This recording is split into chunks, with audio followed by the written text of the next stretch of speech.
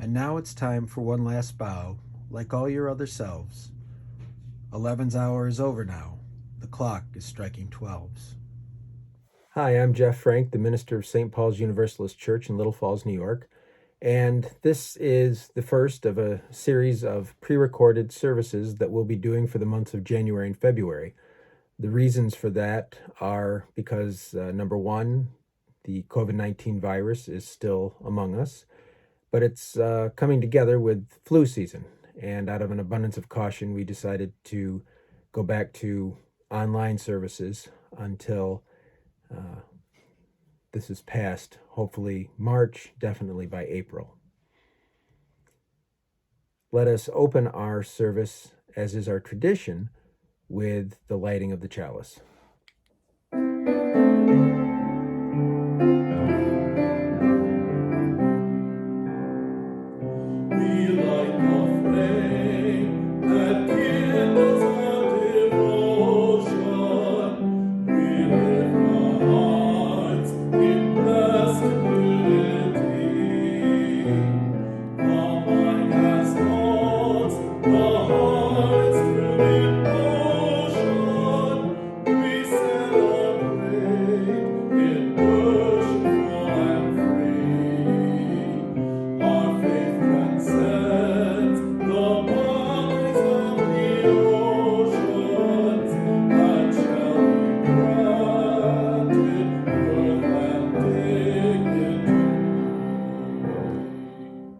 My opening words are those of Edward Searle from his book, If Only for the Season, a collection of readings for the winter holidays.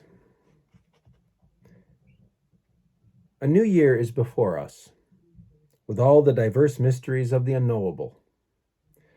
From our vantage, we survey the year that was, imagining the year that will be. There is hope and there is freshness as we joyfully anticipate changes for the better. And there is sadness and surely pain before us, for time and life will bring loss and travail. The balance, the roundness of life, the bitter and sweet, the losses and gains, the sorrows and the joys, awaits and for the fortunate and wise beckons. Fortune, good and bad, will come what may. May you be blessed by the wisdom that life's balance, life's roundness can disclose in the time and life that is your time, your life.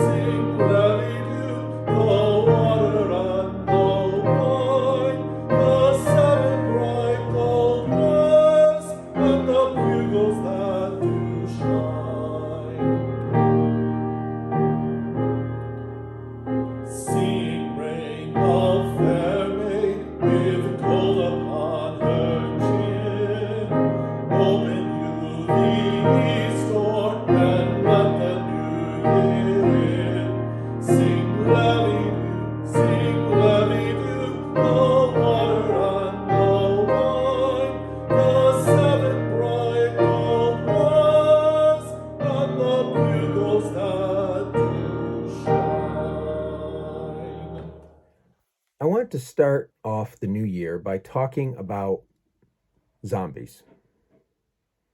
Now, before you think that the minister has flipped his lid, I beg your indulgence.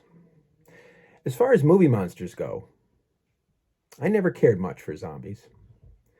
They were shambling, mindless, undead creatures. Didn't really see the point of them. And then a very good friend of mine pointed out that the key to appreciating zombies on the big screen or television was not the monsters themselves, but rather the different ways in which the human survivors dealt with a world overrun with them, turned upside down. Such events bring out both the best and the worst in humanity. Now, 2020 didn't have a zombie apocalypse, though I don't think some of us would have been surprised if it had. But we did see some of the best and worst in people. Underlying social and economic and political tensions that have existed for years were perhaps brought into sharper focus through the lens of a global pandemic. I am hard-pressed to think of a time in my life when we have collectively been so happy to welcome a new year and say goodbye, or rather good riddance, to the old one. 2020 was certainly one for the history books. It felt like 10 years worth of events crammed into just one. I saw something online last week that made me think. 2021 is the first and only time in our lives when we will be able to literally look back and say that hindsight is 2020. So as we look back at the year that has been, what have we learned? As part of my effort to answer this question, I went on Facebook and I posted the following to any friend or acquaintance who wanted to answer it. What has living through 2020 taught you? Here's a summary of those 25 replies I received. On the downside, and there were a lot of downsides in the year, one friend commented how people were more selfish than she had previously thought. We can remember stores having to set special hours just so older and more vulnerable folks could have a chance of buying basic items before others came along and hoarded them. A time when toilet paper was almost worth its weight in gold. Another friend mentioned the growing distrust of the government, the media, and of each other. The widening divisions in our society that run along economic, political, and racial lines, among many others. We live in a so-called age of information, but 2020 highlighted an unintended consequence of this, which is the amount of disinformation that runs rampant in our society. We are becoming more polarized, living in our own bubbles. One friend was only half joking when he suggested that 2020 proved that there is indeed a higher power, but that it has a dark sense of humor bent on wreaking havoc on the world. Now, at the same time, the majority of the respondents to my question were positive in their replies. They learned to appreciate the blessings in their lives more. They took time for themselves. They learned to let go, to be forgiving of themselves, and that their worlds wouldn't come unraveled when they did those things. Many found a greater appreciation for their friends and loved ones. They looked out more for one another. They came to appreciate the ways in which technology allowed them to stay entertained and connected, even when they had to stay apart. They learned new ways to be creative, self-reliant, patient, or more active. They learned the value of the present moment and how it's important not to put things off. People discovered that the most valuable things in life are not things, but rather the relationships that they have with others. They learned just how much they could endure because they had to. There's a word for this: resilience. It's kind of one of those words that we know but may have trouble defining. One definition I came across was that resilience is the ability to recover from or adjust to misfortune or change.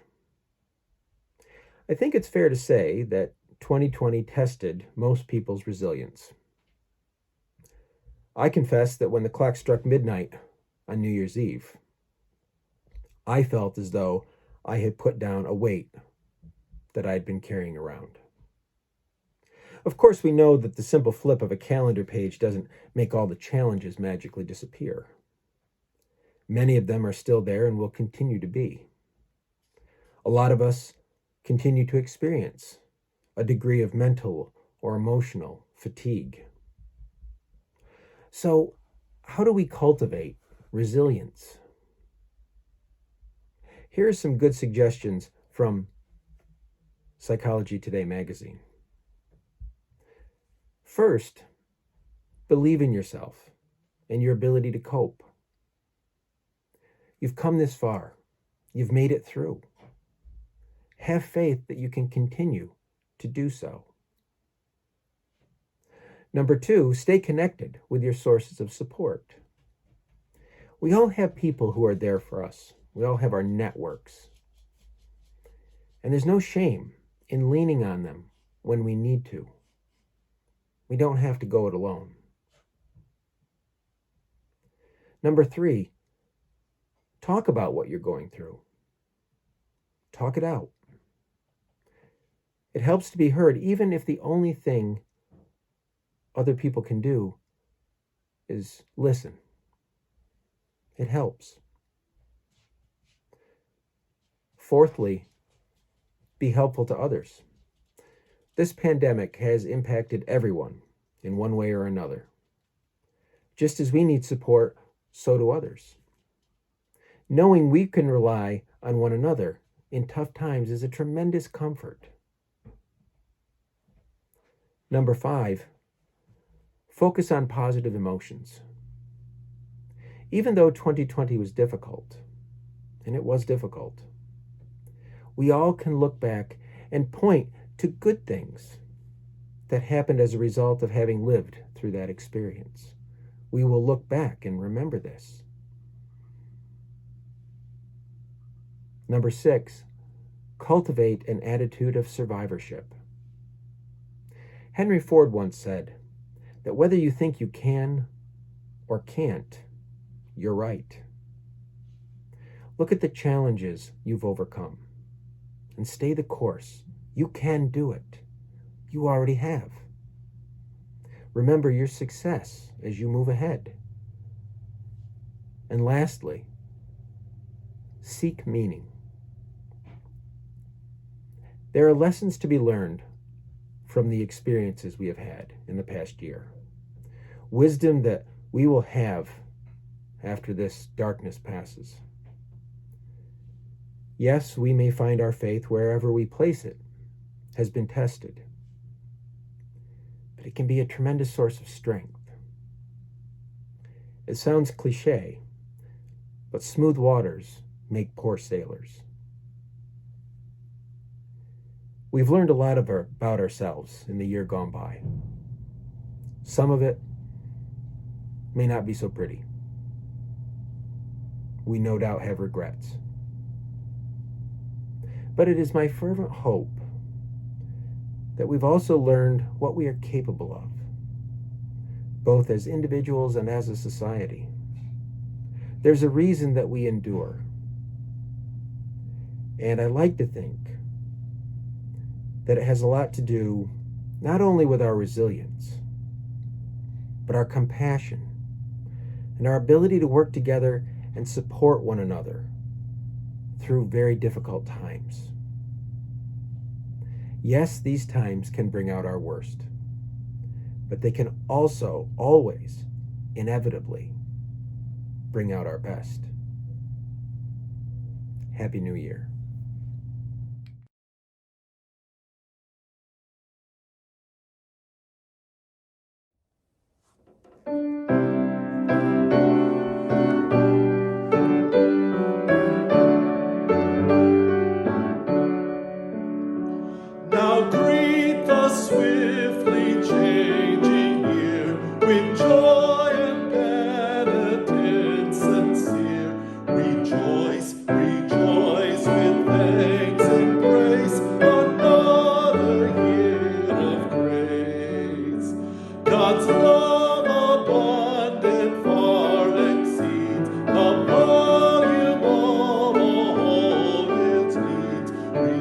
rejoice, rejoice with thanks and praise, another year of grace.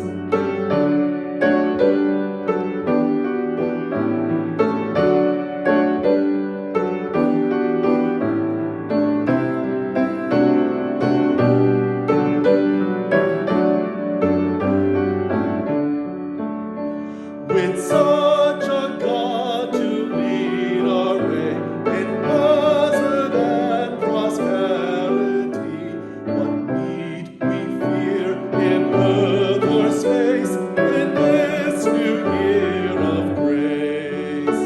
All glory be to God on high, and peace on earth the angels cry.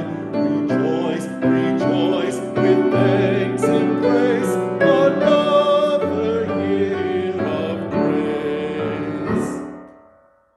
I again use the words of Edward Searle to close our service. May you find the new year, with its full cycle of the seasons, time enough for you. Time enough to laugh when you are happy, to cry when you are sad. Time enough to strive and succeed, to rest and be renewed. Time enough to discover deeply, to give freely. Time enough for you to be your essential self, and to enter eternity by living fully in the moment, one with self, one with others, one with life itself.